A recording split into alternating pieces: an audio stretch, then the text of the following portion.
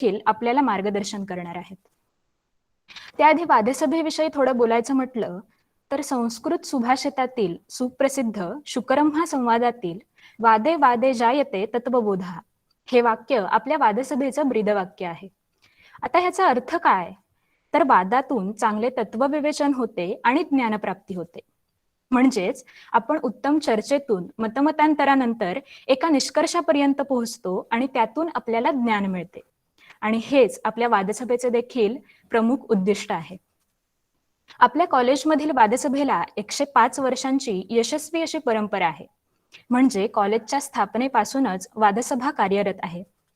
या 105 वर्षांपासून विद्यार्थ्यांच्या वक्तृत्व कौशल्याला वाव देणे, विद्यार्थ्यांना आपली स्वतःची मते, विचार व्यासपीठावरून किंवा आपल्या लिखाणातून इतरांसमोर मांडण्याची सवय वादसभा आपल्याला करून देत असते. शिवाय वादसभेचे आपले हे विद्यार्थी निबंध, वक्तृत्व, काव्यवाचन, वादविवाद यांसारख्या स्पर्धांमध्ये भाग घेतात. गेलं संपूर्ण शैक्षणिक वर्ष हे ऑनलाईन असून सुद्धा आपण 300 पेक्षा अधिक स्पर्धांमध्ये भाग घेतला आहे आणि त्यापैकी 80 पेक्षा अधिक स्पर्धांमध्ये आपण यश देखील मिळवलं आहे. त्यामुळे या सगळ्याचाच आपल्याला अभिमान आणि एक समाधान आहे. शिवाय वादसभा ही कॉलेजमध्ये किंवा किंबहुना संपूर्ण महाराष्ट्रामध्येच आपल्या वक्तृत्व कौशल्यासाठी ओळखली जाते. शिवाय वादसभा is equal to discipline and best management अशी देखील आपली ओळख आहे. मग आता तुम्ही म्हणाल की वादसभा नक्की करते काय? तर वादसभा ही विविध स्पर्धांमध्ये आपले विद्यार्थी पाठवते आणि त्याबरोबरच आपल्या कॉलेजमधील 2 महत्त्वाच्या कार्यक्रमांचे आयोजन देखील वादसभेतर्फे केले जाते. पहिला म्हणजे 1 ऑगस्टचा टिळक पुण्यतिथीचा कार्यक्रम. या 1 ऑगस्टच्या टिळक पुण्यतिथीच्या कार्यक्रमापासूनच सप महाविद्यालयाच्या सांस्कृतिक कार्यक्रमांची सुरुवात होते. आणि दुसरा महत्त्वाचा कार्यक्रम म्हणजे कैलासवासी पुग सहस्रबुद्धे राज्यस्तरीय वक्तृत्व स्पर्धेचं आयोजन. हे आयोजन, ही स्पर्धा वादसभा मेंबरसाठी एक आनंदाची बाब असते. किंबहुना तो त्यांच्यासाठी एक सोहळाच असतो असं म्हटलं तरी वावगं ठरणार नाही. मुळात वादसभेकडून या स्पर्धेचं आयोजन हे उत्कृष्टरित्या केलं जातं. महाराष्ट्राबरोबरच गेल्या वर्षी इतर ठिकाणांहूनही स्पर्धक या स्पर्धेत सहभागी झाले होते. आणि या आपल्या स्पर्धेचं प्रमुख आकर्षण म्हणजे आपल्या स्पर्धेची द्वितीय फेरी स्ववाद, की जी संपूर्ण महाराष्ट्रात आपल्या स्पर्धेचं वैशिष्ट्य म्हणून ओळखली जाते. शिवाय वादसभा संपूर्ण वर्षभरामध्ये अनेक वर्कशॉप घेते, ज्यामुळे विद्यार्थ्यांच्या वाचन कौशल्याला, वक्तृत्व कौशल्याला, लेखन कौशल्याला वाढ होते. लेखन कौशल्यात किंबहुना वादसभेमुळे विद्यार्थ्यांचा सर्वांगीण विकास होतो असं मला वाटतं. आतापर्यंत जर आपण पाहिलं तर वादसभेतून अरुणा ढेरे, श्रीनिवास पाटील, वीणा ढवळीकर, सतीश कामत, उल्हास बापट, शीतल उगले, राहुल सोलापूरकर यांसारखे असंख्य यशस्वी व्यक्तिमत्व हे वादसभेचे सदस्य होऊन गेलेत. याचा आपल्या सगळ्यांनाच सार्थ अभिमान आहे. यानंतर मी वादसभा प्रमुख डॉक्टर मनोज कुमार देवणे सर यांना विनंती करते की त्यांनी आजच्या आपल्या या कार्यक्रमाचे प्रास्ताविक करावे.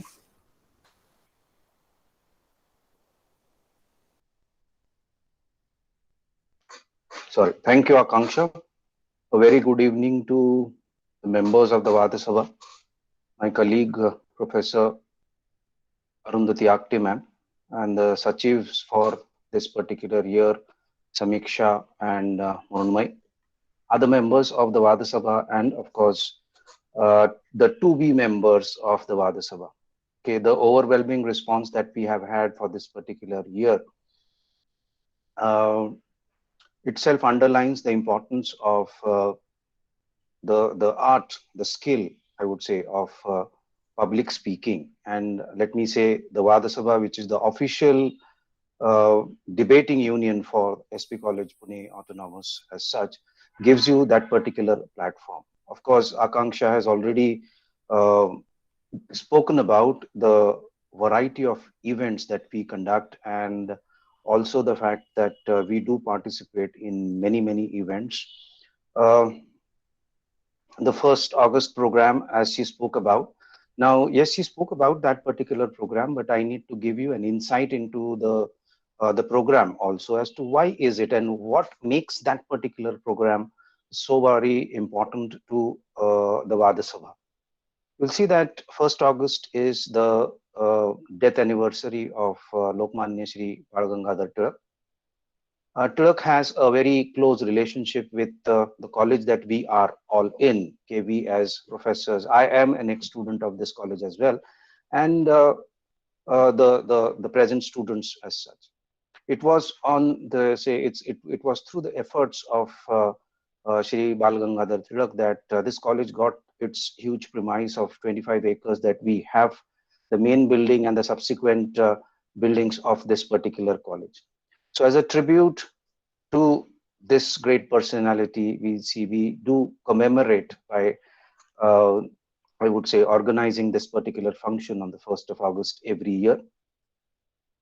As she also said that this is one of the oldest of the societies. It has been there in SP College right from the time of the inception of the college itself, 1916. And 1921 onwards, we started organizing this particular program for the college. So Vada Sabha does this program for the college. And as she has already pointed out that it's for the last 105 years that we have been doing this. The other thing that she spoke about, that is the Puga Sahastra Buddhe elocution competition, has been conducted for around the last 20 years as such.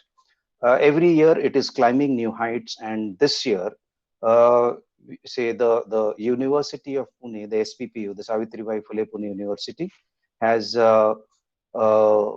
agreed to conduct this particular state level competition with us. Of course, it's in the process. The sanctions and the terms and conditions are in process, but we are very sure that the university will collaborate with us as far as organizing this event is concerned. Besides that, of course, I would not take much time, but I would, as the professor in charge, Vada Sabha, I would thank the judges Yashwant, Rasika, and Tejas for giving their time and evaluating such a huge number of interesting students and of course who have been queuing up to get enrolled in the Vada Sabha. I would I would of course congratulate the members of the Vada Sabha for having organized this particular audition round for the aspirants who want to join the Vada Sabha. Of course, I would in advance also congratulate all those students who would be the potential Vada Sabha members, and I'm sure that Akti ma'am is going to announce the list towards the end of this particular program. I once again congratulate you all. I welcome you all. Thank you very much. Thank you sir.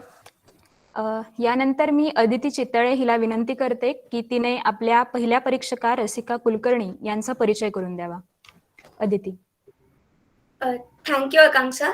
It's my privilege to introduce our honorable judge and ex-sachiv of Vada Sabha, Rasika Kulkarni madam. She is alumni of our own college, SP College. She was also a member of Vangmay Mandal. She has done her graduation with psychology as a special subject. Her post-graduation is in Media and Communication Studies from Savitribai Phule Pune University. She has participated and won in many prestigious elocution competitions and debates like Nigo Pandit Rao, J.D. Parikh, Swami Swarupananda Vaktrutva Spardha, Sathe College Saptaranga Debate Competition, and many more. She was also a finalist at Ranade competition. She is currently working as a freelance content writer, and she is also a research associate at Cultivate Media Labs for upcoming 2 web series. I once again welcome her and look forward for her able guidance for this and upcoming Vada Sabha events. Thank you.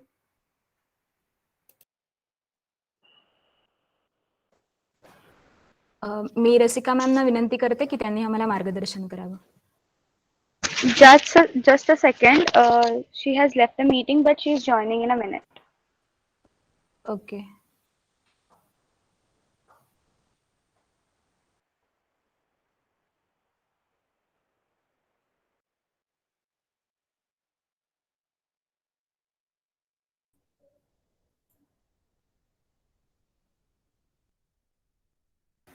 Yes, so Rasikata is here.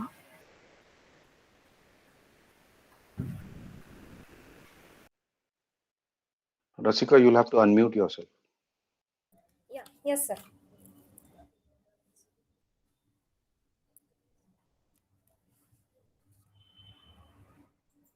You'll have to share your views. Your introduction is already done, I suppose, when you were off the Yeah, meeting. okay, I will do that. So, first of all, I would like to really thank you for this opportunity. कधी पण वादसभेत बोलवलं की यायला आवडतंच मला. खूप चांगलं connect आहे, नातं आहे वादसभेशी. त्यामुळे असं घरी आल्यासारखं वाटतं कधीही वादसभेत बोलवलं की. त्यामुळे जेव्हा समीक्षा मृण्मयीने विचारलं तेव्हा मी लगेच हो म्हणून टाकलं. सो येस, मला सगळ्यात आधी वादसभेच्या आत्ताच्या टीमचं खूप कौतुक करावं असं वाटतंय, कारण हे एवढ्या मोठ्या प्रमाणात ऑडिशनसाठी मेंबर्स येणं ही खूप मोठी गोष्ट आहे. म्हणजे आम्हाला आठवतंय आम्ही सुरुवातीला अगदी 30-40 मुलं तरी ऑडिशनला यावी ह्यासाठी खूप प्रयत्न करायचो, आणि आज ह्या 7-8 वर्षात आज 150 मुलं स्वतःहून आपल्याकडे रजिस्ट्रेशन करतात. तर आय थिंक ही खूप मोठी गोष्ट आहे, खूप मोठी अचिव्हमेंट आहे जी सगळ्या टीमच्या मेहनतीमुळे झाली आहे. एवढ्या सगळ्या लोकांना वादसभेमध्ये यावंसं वाटतंय, बोलावंसं वाटतंय, स्वतःचे विचार मांडावेसे वाटतात, तर ही खूप मोठी गोष्ट आहे. आणि आता ह्या 2 वर्षात तुम्ही पॅन्डेमिकमुळे सगळं ऑनलाईन चाललंय, पण ह्या 2 वर्षात तुम्ही वादसभेचे सगळे प्रोग्राम्स ऑनलाईन घेतले आणि ते खूप छान प्रकारे घेतले. बेसिकली जे वादसभा कॉलेजमध्ये ओळखली जाते की कुठलंही ऑर्गनायझेशन उत्तम प्रकारे कुठलंही टीम कॉलेजमध्ये करू शकत असेल तर ती म्हणजे वादसभा. वादसभा has always been known for its organisation. कुठल्याही कॉलेजचा एखादा ऐकवेळी मोठा प्रोग्राम आला तर त्याचं अँकरिंग, त्याचं ऑर्गनायझेशन पटकन वादसभेच्या टीमकडे दिलं जातं. तर ते का, ते मे बी सगळ्यांना दिसलं असेल की एवढं सुंदर नियोजन केलं होतं. साधी छोटी ऑडिशन आहे पण त्यांनी खूप मेहनत घेतली होती त्याच्यामागे. आम्हाला ज्या मार्कशीट्स पाठवल्या होत्या त्याच्यात प्रत्येक जे रजिस्ट्रेशन आलं होतं त्याचं नाव वगैरे लिहून पाठवलं होतं. एवढं छान ऑर्गनायझेशन होतं, तर त्यासाठी खूप कौतुक. आणि येस, आता ऑडिशन्स बद्दल बोलते. तर बेसिकली मी आता तुम्हाला कसं बोलायचं वक्तृत्वामध्ये किंवा वादविवादमध्ये किंवा स्टेजवर ओव्हरऑल कसं बोलायचं ह्याबद्दल सांगते. विषयाबद्दल, विषय कुठले निवडावे, कसे निवडावे, ते कसे मांडायचे, त्यात काय बोलायचं, काय बोलायचं नाही, हे सगळं तुम्हाला बाकीचे जे आपले 2 जज आहेत ते सांगतीलच. तर सगळ्यात आधी आता एक मेन डिफरन्स जो पब्लिक स्पीकिंग मध्ये सध्या आलाय तो म्हणजे आपल्याला प्रत्यक्ष स्टेजवर न बोलता कॅमेऱ्यावर ऑनलाईन बोलावं लागतंय. तर स्टेजवर बोलताना काही गोष्टी वेगळ्या असतात आणि इकडे ऑनलाईन बोलताना काही गोष्टी वेगळ्या असतात. तर त्याबद्दल मी सांगते. जेव्हा आपण कॅमेरा समोर बोलतो, आपल्याला बरेच जणांनी सांगितलं असेल की कधीही प्रॅक्टिस करताना बोलायच्या आधी प्रॅक्टिस करायची, आणि ती कशी तर आरशासमोर बघून बोलायचं आणि प्रॅक्टिस करायची. बरेच जणांनी तुम्हाला हे सुचवलं असेल, राईट? पण आता मला वाटतंय जे आपण आरशासमोर बघून बोलतो तसंच हे आहे आत्ताचं आपलं गुगल मीट थ्रू जे काही आपण स्पर्धा करतो, वक्तृत्व, भाषण करतो, ते तसंच आहे. त्यामुळे मला वाटतं तुम्ही घरी तशी प्रॅक्टिस करा, आरशासमोर बसून बोला. तुम्हाला आता ऑनलाईनचा हा फायदा आहे की तुम्ही स्वतः कॅमेरा समोर बघून बोलू शकता की तुम्ही कसं बोलताय, ते रेकॉर्ड करा, बघा ते कसं दिसतंय, ऐका की तुम्ही काय बोलताय, काय चुकताय, ह्याची प्रॅक्टिस करा. ही खूप चांगली तुम्हाला संधी आहे की कॅमेरा समोर बघून तुम्ही बोलू शकता. सेकंडली, जेव्हा कॅमेरा समोर आपल्याला बघून बोलायचं असतं तर आपल्याला हार्डली 5 मिनिटं बोलायचं होतं काल. त्यामुळे आपण जे 5 मिनिटासाठी कुठेतरी रेंजमध्ये जाऊ शकतो, बँडविड्थचा जिथे इश्यू नसेल अशा ठिकाणी जाऊ शकतो. ह्याचा प्रयत्न करा फक्त 5 मिनिटासाठी. आणि त्यावेळी हे बघा की तुमचं आजूबाजूचं जे सेटिंग आहे तिथे जरा शांतता असेल, कारण त्याने तुम्हालाच डिस्टर्बन्स नाही होणार. म्हणजे मी समजू शकते अनेक जण खूप ग्रामीण भागात किंवा जिथे खूप नेटवर्कचा इश्यू आहे अशा भागातून येत आहेत, पण तरी सुद्धा एक असं कुठलं तरी सेटिंग शक्यतो निवडा. If possible, I am saying, try to be in a setting where it is quiet, okay. कारण त्या सेटिंग मध्ये आजूबाजूला जर माणसं येत जात असतील, खूप आवाज असेल, तर तुम्हालाच डिस्टर्बन्स होतो, तुमचंच नीट लक्ष नाही लागणार, तुम्ही बोलताना कॉन्सन्ट्रेट नाही करू शकणार आणि त्यामुळे तुमचंच तुमच्याच भाषणावर त्याचा परिणाम होतो. म्हणजे काल आम्हाला दिसलं की बरेच जण गार्डनमध्ये किंवा अजून कुठे कुठे जाऊन बोलत होते. तर मला उलट मुळात कौतुक आहे या गोष्टीचं, की तुम्ही कुठेतरी जाऊन जागा शोधून काहीतरी करून रेंजमध्ये येऊन बोलण्यासाठी एवढं धडपडताय. पण ह्या सगळ्या सेटिंगमध्ये कुठेतरी तुम्हाला शांतता मिळेल अशा ठिकाणीचा एवढंच सुचवते, कारण शेवटी तुमच्या वक्तृत्वावर त्याचा परिणाम होतो. दुसरं म्हणजे खूप जणांना लाईटच्या तुमच्या मागून लाईट येत होता. तर तसं करू नका कॅमेरामध्ये बघताना, कारण तुमचा चेहरा आम्हाला नीट दिसत नाही. लाईटमध्ये तुमच्या चेहऱ्यावर लाईट आला पाहिजे अशा सेटिंगमध्ये बसा. तर ह्या छोट्या छोट्या गोष्टी आहेत ज्या आपण ऑनलाईन बोलताना लक्षात ठेवलं पाहिजे. आता जेव्हा तुम्ही कॅमेरा समोर बसून बोलता, प्रत्यक्ष ह्याच्यात काय होतं, when you stand on a stage, तिकडे तुमचं पूर्ण देहबोली आम्ही बघतो. कसे उभे आहात, काय करताय, हातवारे कसे करतायत, सगळं बघतो. पण आता जेव्हा तुम्ही कॅमेरा समोर बोलताय तर आम्हाला फक्त तुमचा चेहरा किंवा थोडासाच पूर्ण हे दिसत नाही. तर त्यावेळेस काय होतं, आमचं पूर्ण लक्ष तुमचा चेहरा कसा आहे तुम्ही आणि जे काय थोडेफार हातवारे दिसतील त्याच्यावरच असतं.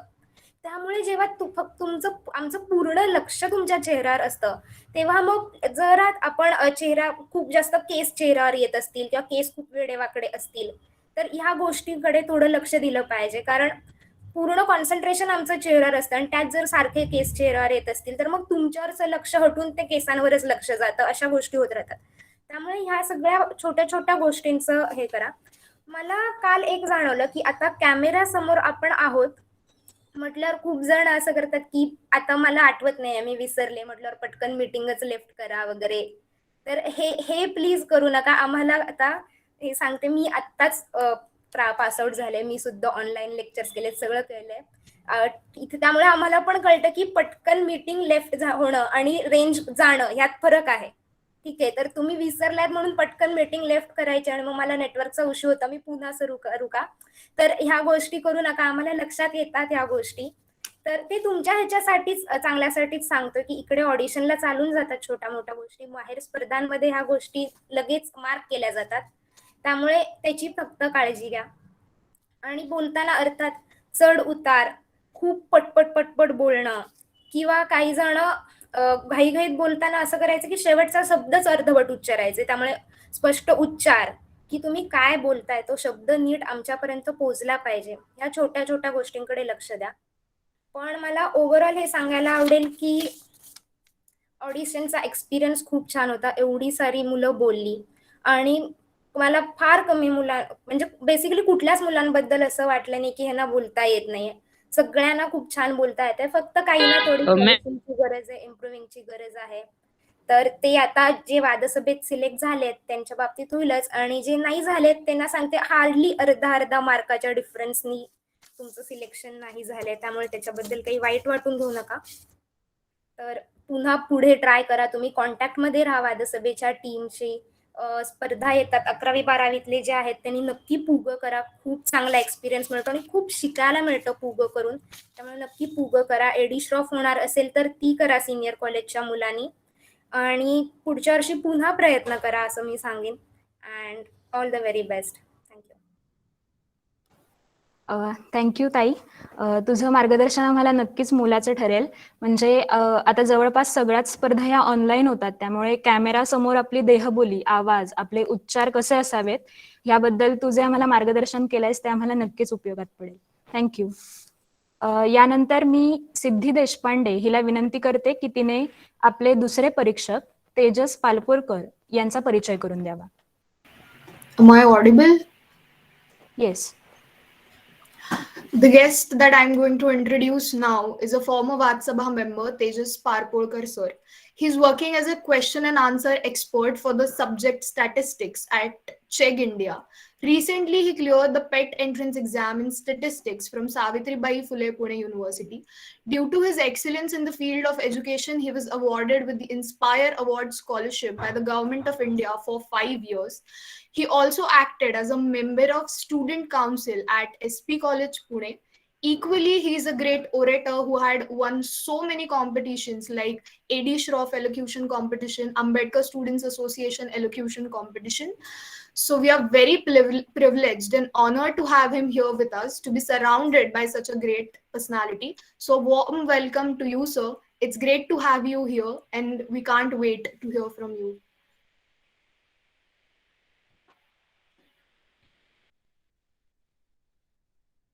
तेजस सर, मी तुम्हाला विनंती करते की आम्हाला मार्गदर्शन करावं.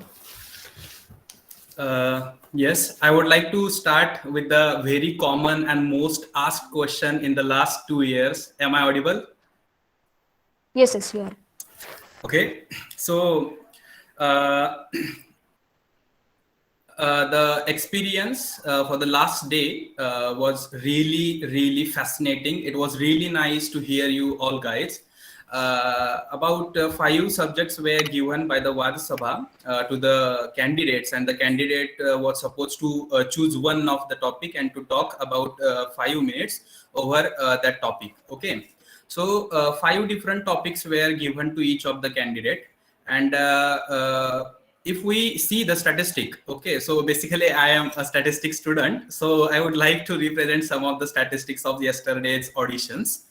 तर काल जर आपण पाहिलं, जवळपास 101 विद्यार्थ्यांनी ऑडिशन्स दिले. From those 100 students, about 25 to 30 students actually spoke on the topic of privatisation, a double edge sword.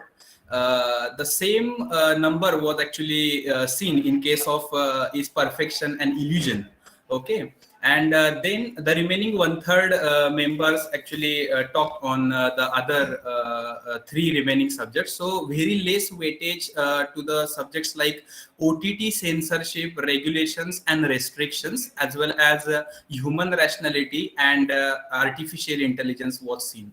Okay, so about 10 to 12 students also talked over the topic of turmoil of war and peace, the Afghanistan story. Okay, so I would like to tell you all guys what actually we were expecting from you regarding these 4 technical or descriptive subjects. Okay, so एक जो आपला subject होता perfection is an illusion question mark, तो थोडाफार असा ललित किंवा थोडा अब्स्ट्रॅक्ट टाईपचा सब्जेक्ट होता.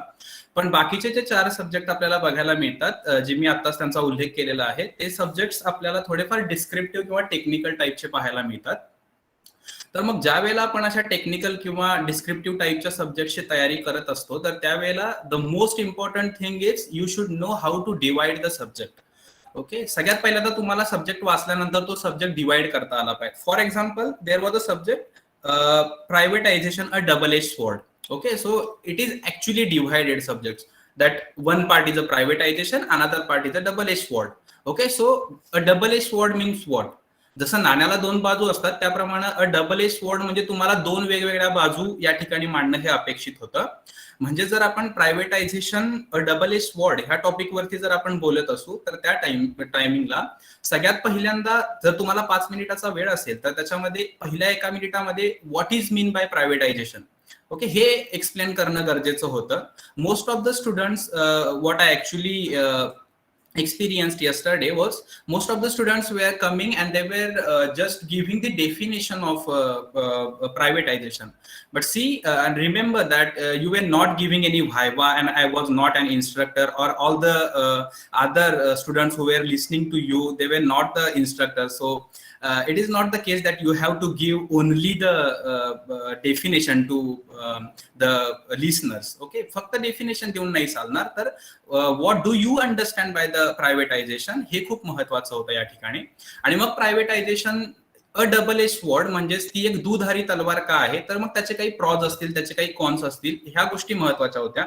बऱ्याच जणांनी प्रॉज आणि कॉन्स एक्सप्लेन करण्याचा प्रयत्न केला, अतिशय चांगल्या पद्धतीने काही जणांनी केलं देखील.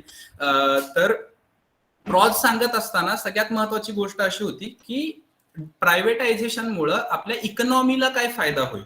Okay, whether our economy will get flourished or it will get harmed, that was the main topic of importance here. Okay, so it is not the case that if the privatization doesn't occur and the public property remains to the government, then the public employees will not act in a good manner with the customers, and rather if the public properties are sold out to the private companies, and then the private company workers will act in a good manner with the people. Okay, so that was not the point. See, एखाद्या private company मधले लोक हे तुमच्याशी, म्हणजे तिथं काम करणारे जे वर्कर्स असतील हे तुमच्याशी चांगलं वागतायत, याच्याने भारताच्या इकॉनॉमीला काहीच फरक नाही पडणार. Okay, so the main topic of interest जो होता तो मग थोडाफार दूर कुठंतरी जातो. त्यामुळं हे ह्याच्यासाठी आहे की ज्या वेळेला तुम्ही मग पुढे गेल्यानंतर अशा टाईपचे सब्जेक्ट्स निवडाल जिथं तुम्हाला डिस्क्रिप्टिव्ह किंवा असं टेक्निकल विषयांवरती बोलायचंय, त्यावेळेला तुम्हाला हा मुद्दा घेणं विचारात गरजेचं आहे की आपण विषयापासून थोडंफार भरकटत तर नाहीये. ओके, त्याच्यानंतर दुसरी एक महत्वाची गोष्ट होती, the subject was somewhat related to the union budget of India. Okay, so union budget इंडियाचं काय आहे, इकॉनॉमी सध्या इंडियाची काय आहे after experiencing the last 2 years of the COVID-19 pandemic. Okay, मग आता सध्याची इंडियन इकॉनॉमी काय आहे हे खूप महत्वाचं होतं, आणि मग त्या इकॉनॉमीला त्याच्यामुळं फायदा होईल प्रायव्हेटायझेशन मुळे की नाही. मग त्याच्यामध्ये पुन्हा most of the student actually talk only about the privatization of the bank. So it is not the case that the banks are only privatized. Okay, so there are many other public properties which can be privatized. Okay, so recently news मध्ये तुम्ही air India बद्दल ऐकलं असेल किंवा आपल्या Bharat petroleum बद्दल ऐकलं असेल. So you should know all the things, and if you come up with those topics, then it would have been very good. Okay, so हे त्या टॉपिक्स बद्दल होतं. दुसरी महत्वाची गोष्ट होती की मग त्याचे प्रॉज आणि कॉन्स सांगितल्यानंतर सगळ्यात शेवटी सरतेशेवटी जर त्याचे काही तोटे असतील तर ते तोटे थोडेफार कमी करण्यासाठी किंवा त्यांना ओव्हरकम करण्यासाठी आपल्याला काय करता येईल हे थोडंफार सांगणं कुठंतरी गरजेचं होतं. मग जर अशा पद्धतीनं तुम्ही ह्या टॉपिकची जर तयारी केली असती तर ते खूप म्हणजे खूप अट्रॅक्टिव्ह असलं असतं, इतरांच्या पेक्षा थोडंफार वेगळं असलं असतं. त्यामुळे अशा पद्धतीच्या टॉपिकची तयारी करत असताना यापुढे तुम्हाला अशी थोडीफार त्याची डिव्हिजन त्याचं करायचं आहे, हे थोडंफार लक्षात घ्या. त्याच्यानंतर आपल्याकडे एक टॉपिक होता दुसरा, it was OTT censorship regulations and restrictions. Okay, so OTT censorship regulation and restriction, this topic is also given to you in a divided manner.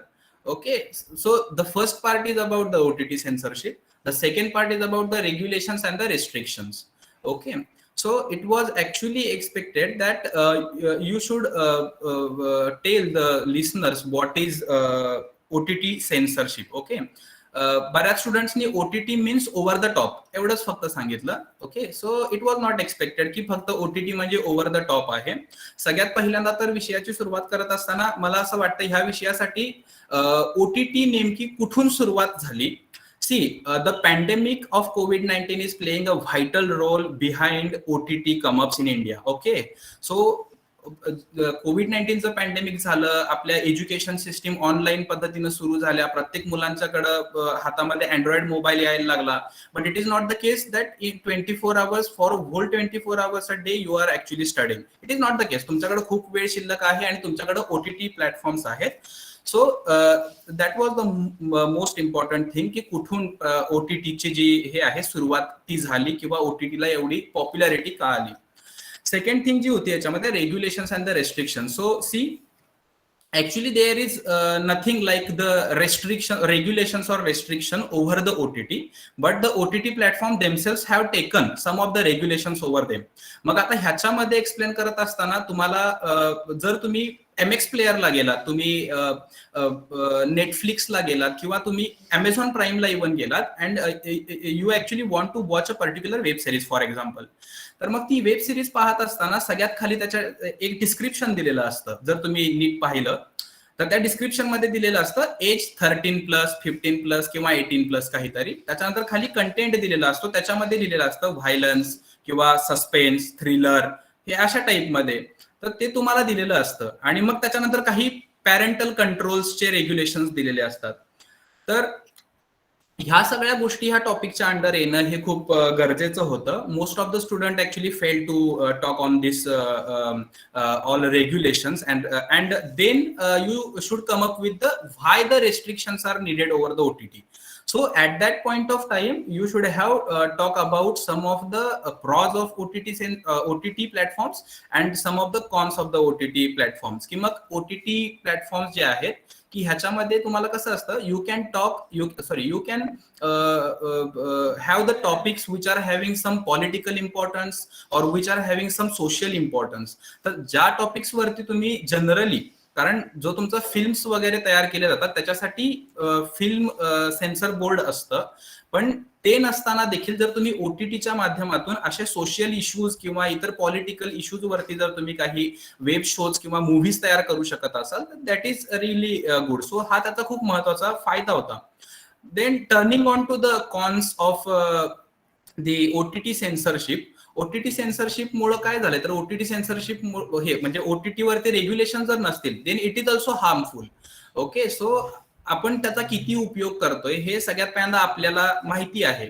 आणि दुसरी गोष्ट अशी आहे की मग OTT वरती सगळ्यात सरते शेवटी OTT प्लॅटफॉर्म्स वरती आपण कुठेतरी रेग्युलेशन्स लावण्यापेक्षा, रेस्ट्रिक्शन्स घालण्यापेक्षा स्वतःवरती जर आपल्याला रेग्युलेशन्स आणि रेस्ट्रिक्शन्स ठेवता आले while using the OTT platforms, then that will be really good for our selfs. Okay, so अशा पद्धतीनं हा टॉपिक जो आहे तो जाणं अत्यंत गरजेचं होतं. तर हा झाला आपला दुसरा टॉपिक. त्यानंतर तिसरा जो एक टॉपिक होता तो होता आपला the turmoil of war and peace, the Afghan story. Okay, so the turmoil of war and peace, the Afghan story म्हणजेच युद्ध आणि शांततेचा गोंधळ, अफगाणिस्तानची कथा. ओके, तर while talking on this topic you should have considered the recent events. Okay, most of the students I actually experienced yesterday that they were actually talking on this subject right from the independence of India. Okay, that in after independence of India in 1967 there was a war in between the Afghanistan and then there was some peace moments with the USA. After that another war with Soviet Russia started in 1779 and it actually was completed after 10 years. Okay, and Afghanistan ultimately won that war. Okay, so that things were not having that much importance, but you should have considered the recent events that have actually taken place in Afghanistan in last 2 or 3 months. Okay, so basically that was the point which was really missing in most of the speeches. Okay, so basically अफगाणिस्तानच्या topic वरती मग बोलत असताना त्यांची जी piece policy आहे त्या piece policy बद्दल बोलणं खूप थोडंफार गरजेचं होतं. पीस पॉलिसी नंतर मग आता पीस पॉलिसी नंतर जे लास्ट 2 महिन्यांमध्ये अफगाणिस्तानमध्ये जे काही घडलं त्याचा तिथल्या शाळा असेल म्हणजे तिथली एज्युकेशन सिस्टीम आहे, तिथल्या महिला आहेत, तिथले इतर लहान मुलं असतील, एकूणच पूर्ण ह्याच्यावरती काय त्याचा इम्पॅक्ट आपल्याला बघायला मिळाला. फॉर एक्झाम्पलच सांगायचं झालं तर अफगाणिस्तान एका बाजूनी आपल्याला अफगाणिस्तानमध्ये तालिबान्यांच्याकडून एक पीसफुल वातावरण क्रिएट करायचं आहे, अशा प्रकारची एक पीस आपल्याला स्थापन करायचं आहे किंवा पीसफुल वातावरण क्रिएट करायचं आहे असं सांगितलं जातं. पण दुसऱ्या बाजूला तिकडच क्रिकेट बोर्डाकडून त्यांच्या प्लेयर्सना स्पॉन्सर सुद्धा केलं जात नाही. ओके, तर ह्या पद्धतीच्या ज्या गोष्टी आहेत ह्या गोष्टी घडत असताना मग एक संभ्रम तयार होतो. तो संभ्रम या ठिकाणी मांडणं हे अत्यंत गरजेचं होतं. त्याच्यानंतर मग आणखी हा जो टॉपिक आहे तो शेवटी फक्त अफगाणिस्तानसाठी मर्यादित न राहता जर आपण पूर्ण जगाचा विचार केला तर बाकीच्या कोणकोणत्या ठिकाणी आज अशीच परिस्थिती आहे. फॉर एक्झाम्पल द्यायचं झालं रशियामध्ये आज जर आपण पाहिलं अबाउट 84 lakh people were infected by COVID-19. Okay, Russia has the population of 14.6 crore and out of which about 84 lakh people were actually infected by the COVID-19. म्हणजे जर आपण बघितलं दर तिसऱ्या घरामध्ये तिथे एक COVID-19 चा पेशंट पाहायला मिळतो. So a lot of disturbance was created due to the COVID-19 pandemic. जर तुम्ही आजचाच टाइम्स ऑफ इंडियाचा पेपर पाहिला तर आजपासून ते 7 नोव्हेंबर पर्यंत रशियामध्ये पुन्हा एकदा लॉकडाऊन लावलं गेलेलं आहे. तर मग तिथं सुद्धा थोडीफार अशांततेची परिस्थिती क्रिएट झालेली असताना रशियाचं जे हे आहे आपलं सरकार, त्यांचं कुठंतरी मिलिटरी एक्सरसाइजेस वरती एक्सपेन्सेस जास्त होत आहेत. ओके, तर अशा पद्धतीनं तुम्ही हा जो टॉपिक आहे तो फक्त अफगाणिस्तानशी मर्यादित न ठेवता शेवटच्या एक 30-35 सेकंदात का असे ना त्याचा थोडाफार वर्ल्डशी कनेक्शन देणं हे अत्यंत गरजेचं होतं. आणि मग त्याच्यानुसार तुम्ही कन्क्लूड करणं हे गरजेचं होतं की ह्याच्यावरती मग आपल्याला उपाय काय करता येतील. Turning to the last topic, human rationality and artificial intelligence. Okay, मानवी तर्कसंगती आणि कृत्रिम बुद्धिमत्ता. Most of the students actually were talking like I don't know what they actually got from this topic, but here see the two things which are actually given into this topic, that the human rationality and the artificial intelligence, both are actually related with each other. They are not different. Okay, they are actually related with each other. इथं कसं झालं, most of the students actually talk like की artificial intelligence is something different and the human rationality is something different. So see, I would like to come up with a example. एकदम simple example आहे. एक example आहे की ज्याच्यामध्ये मी तुम्हाला 2 statements देतो. See, there is a concept called as a syllogism while you are actually studying for some other exams. Okay, तर जिथं तुम्हाला असे क्वेश्चन्स येऊ शकतात जिथं त्याला सिलॉजिझम असं म्हटलं जातं. मी तुम्हाला 2 स्टेटमेंट्स देतो. पहिलं स्टेटमेंट आहे की कुत्र्याला 4 पाय असतात आणि दुसरं स्टेटमेंट आहे 4 पाय असणारे सर्व प्राणी असतात. तर ह्याच्यावरून you will come up with a decision that कुत्रा हा एक प्राणी आहे. समजतंय? मी तुम्हाला 2 स्टेटमेंट दिली आणि त्याच्यानंतर तुम्ही त्याच्यावरती काहीतरी तर्क वितर्क केला, विचार केला and you come up with a answer that कुत्रा जो आहे तो एक प्राणी आहे. तर ह्याला म्हणायचं मानवी तर्कसंगती, human rationality. So you should have come up with certain example. It is not the thing that you have to explain the definition of the or give the definition of human rationality. तुम्ही असं एखादं simple example देऊन सुद्धा एकदम चांगल्या पद्धतीने explain करू शकले असते, so that all the students who have not actually taken these subjects, they will get to know what the human rationality actually is. Okay, so हा एक मुद्दा होता. And it is not the case that human rationality and the other thing, artificial intelligence, are totally different. See, artificial intelligence is the most fastly growing career pathway in the today's industries if we see. Okay, कारण जर बघितलं artificial intelligence is the thing की जिथं मानवी म्हणजे बुद्धिमत्तेचा वापर करून आपण वेगवेगळ्या ज्या मशीन्स आहेत त्यांना मानवाप्रमाणे काम करायला शिकवतो. ओके, दूरच कशाला, आपण आपल्या पुण्यामध्ये सरदार वल्लभभाई पटेल हॉस्पिटल आहे कॅन्टोन्मेंट एरियामध्ये. तर तिथं गेल्या वर्षी एक रोबोट तयार करण्यात आला आणि त्या रोबोटच्या माध्यमातून कोविड-19चे जे पेशंट्स आहेत त्यांच्यापर्यंत गोळ्या औषधं पोहोचवण्याचं जे काम होतं ते काम केलं जात होतं आपल्या पुण्यामध्ये कॅन्टच्या एरियामध्ये. ओके, सो हे जे रोबोटिक्स वगैरे असतं ह्याच्यामध्ये हा आर्टिफिशियल इंटेलिजन्सचा खूप उपयोग होतो. आता ह्याच्यामध्ये खूप महत्वाची जी गोष्ट होती, व्हॉट वॉज एक्सपेक्टेड की how the human rationality is used in to the field of artificial intelligence. Okay, हा सगळ्यात महत्वाचा मुद्दा होता जो कुठंतरी मिसिंग होत होता. ओके, तर मग आर्टिफिशियल इंटेलिजन्स मध्ये ह्युमन रॅशनॅलिटी कशी वापरली जाते. सी, मी तुम्हाला ह्युमन रॅशनॅलिटी काय असतं हे अगोदरच सांगितलेलं आहे की तुमच्याकडे 1-2 स्टेटमेंट्स दिलेत मी आणि त्याच्यावरती तुम्हाला काहीतरी तर्क लावायचे आहेत and you will come up with the answer. Okay, तर आता ह्याच्यामध्ये काय गोष्ट घडून येते सगळ्यात महत्वाची, तर तुम्ही ज्या वेळेला तुमच्या सर्वांच्याकडे आता अँड्रॉइड मोबाईल आहेत, most of the students are actually joining this meeting over there Android mobiles. Okay, and most of the students in those students will have the face recognition or the fingerprint sensor to there mobile. बरोबर, isn't it? तर आता ह्याच्यामध्ये काय होतं, सगळ्यात पहिल्यांदा तुमचा mobile तुम्हाला सांगतो की तुमचं जे फिंगर आहे ते कंटिन्युअसली टच करत राहा so that it can read all the fingerprints. त्याच्या तुमच्या बोटावरती रेषा वगैरे आहेत हे सगळं रीड केलं जाईल आणि मग ते सेव्ह केलं जाईल. So that is the thing. मग हे सगळं केलं जातं आणि त्याच्यानंतर मग ज्या वेळेला तुम्ही स्वतः ट्राय करता तर त्यावेळेला ते चेक केलं जातं की जे सेव्ह केलेलं आहे तेच हे आहे का.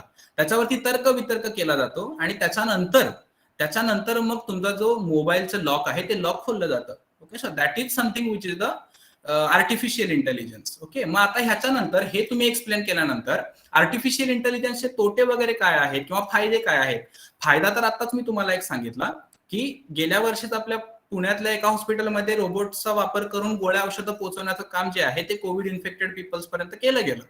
दुसरा महत्वाचा मुद्दा आताच मी तुम्हाला सांगितला की मोबाईल्स वरती तुम्हाला 6 आकड्याचे किंवा तुमचं काही लेटर्स वगैरे असतील त्याचे पासवर्ड सुद्धा टाईप करायची गरज नाही. Even it is very important for the security purposes की तुमचा मोबाईल जर फेस रिकॉग्निशननीच खोलत असेल तर मग तुमच्याशिवाय इतर कुणीही त्याचा वापर करून तुमचा मोबाईलचा गैरवापर नाही करू शकत. Your information will not B harm. Okay, so that is something which are the advantages of artificial intelligence.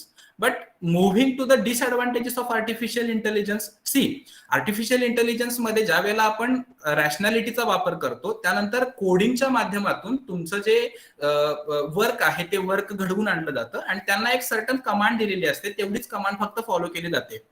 Unfortunately, suppose you got a cut over your fingerprint and then you are trying to touch that fingerprint to your sensor.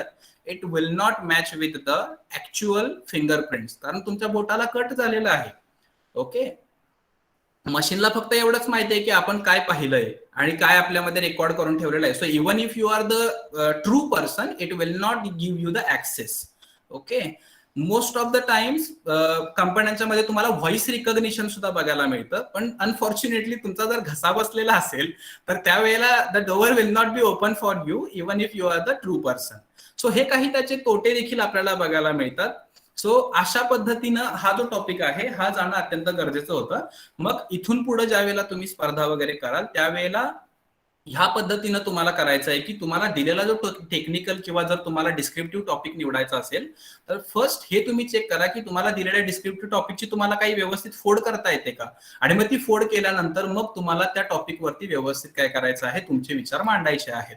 Okay, तर तो एक महत्वाचा मुद्दा आहे या ठिकाणी. तर या ठिकाणी आपले 4ही विषय जे टेक्निकलचे होते ते टेक्निकलचे विषय मी कव्हर केलेले आहेत की आम्हाला ऍक्च्युली काय एक्सपेक्टेड होतं.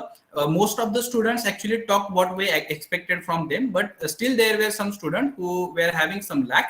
So it was really important for them.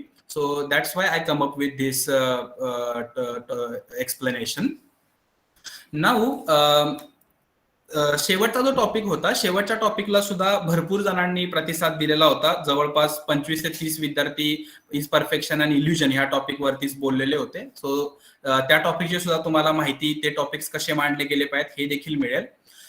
तर माझा जो वादसभेत काल ऑडिशनचा एक्सपिरियन्स होता तो अतिशय छान होता. खरं तर मी म्हणजे ह्या सगळ्या टॉपिकशी इतका जास्त संबंध येत नाही शक्यतो, पण वादसभेच्या ऑडिशन्सच्या निमित्ताने ह्या सर्व टॉपिक्स वरती स्टडी करायला मिळालं. हे सर्व टॉपिक ऐकायला मिळाले. मी जितकं वाचलं ह्या टॉपिक्स ते वरती त्याच्यापेक्षा जास्त मी ऐकल्यानंतर मला मिळालं ऍक्च्युली. सो तुम्ही सर्व विद्यार्थी एक एक टॉपिक तयारी करून आलात, पण जाताना मी माझ्यासोबत 5 टॉपिक घेऊन गेलो, तर त्याचा मला 5 टाइम्स फायदा मिळाला असं म्हणायला हरकत नाही. दुसरी एकच फक्त एक सूचना मला द्यावीशी वाटते की जर तुम्हाला एक चांगला वक्ता व्हायचा असेल तर सगळ्यात पहिल्यांदा तुम्हाला एक चांगला श्रोता बनता आलं पाहिजे.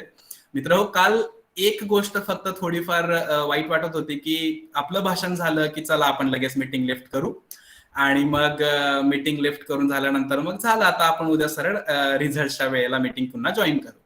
It should not be the case. कारण कसं आहे, तुम्ही एका टॉपिकची तयारी करून आला. मी जसं म्हटलं की मी एकाही टॉपिकची म्हणजे तुमच्या इतकी तयारी नाही केली, पण जाताना मात्र 5 टॉपिक्स मी माझ्यासोबत घेऊन गेलो, तेही 3 वेगवेगळ्या लँग्वेजेसमध्ये. आणि कसं आहे, तुम्ही जर थोडा वेळ थांबलात, तुमचे इतर कोणी ऑडिशन स्पर्धक जे इतर होते त्यांचंही तुम्ही ऐकलं तर तुम्हाला त्याच्यातून भरपूर साऱ्या गोष्टी अजून नवीन शिकता आल्या असत्या. तुम्हीही तुमच्या सोबत 5 सब्जेक्ट सोबत वेगवेगळ्या 3 लँग्वेजेस मध्ये घेऊन जाऊ शकले असते.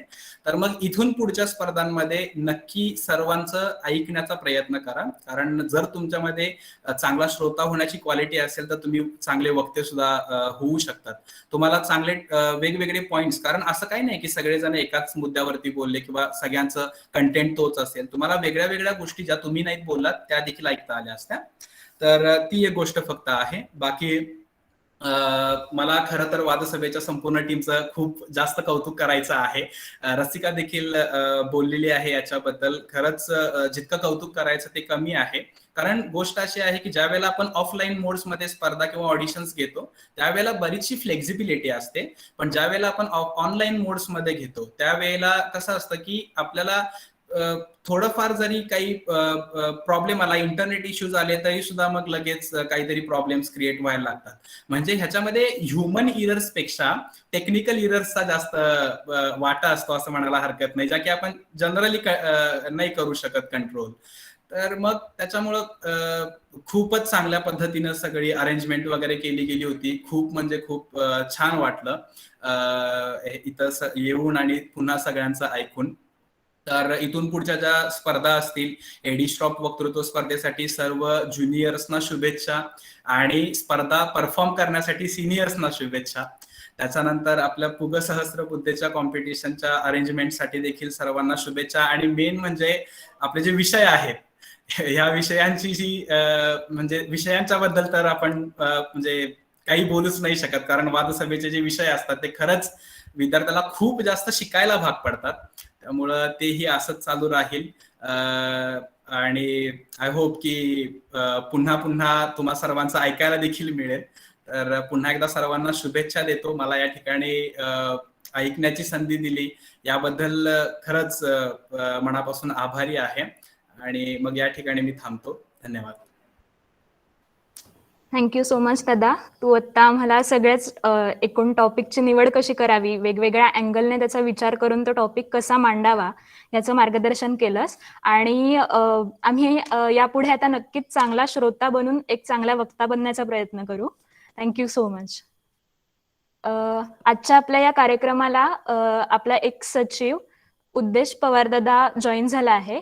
वादसभेकडून त्याचं मनपूर्वक हार्दिक स्वागत. त्याचे आम्हाला वेळोवेळीच खूप मार्गदर्शन मिळतं. वेलकम उद्देश दादा. यानंतर मी समृद्धी रानडे हिला विनंती करते की तिने आपले तिसरे परीक्षक यशवंत खाडे यांचा परिचय करून द्यावा. धन्यवाद आकांक्षा. आपले तिसरे परीक्षक यशवंत दादा याचा मी परिचय करून देते. यशवंत सुधीर खाडे, सप महाविद्यालयातील सच्शील विद्यार्थी पुरस्कार प्राप्त विद्यार्थी. वक्तृत्व आणि वादविवादातील उल्लेखनीय कामगिरीबद्दल सांगायचं झालं तर 2019 मध्ये पोलीस रेझिंग डे निमित्त घेण्यात आलेल्या वादविवाद स्पर्धेत त्यानं प्रथम क्रमांकाचं पारितोषिक पटकावले. तसंच भारती विद्यापीठ राष्ट्रीय वक्तृत्व स्पर्धेत 2019 मध्ये प्रथम क्रमांकाचं पारितोषिक, 2019 मध्ये यशवंतराव चव्हाण विधी महाविद्यालय पुणे आयोजित राज्यस्तरीय वक्तृत्व स्पर्धेत प्रथम क्रमांकाचं पारितोषिक, याबरोबरच सारडा महाविद्यालय आयोजित राज्यस्तरीय वादविवाद स्पर्धेचे विजेतेपद 2018 साली त्याने मिळवलं.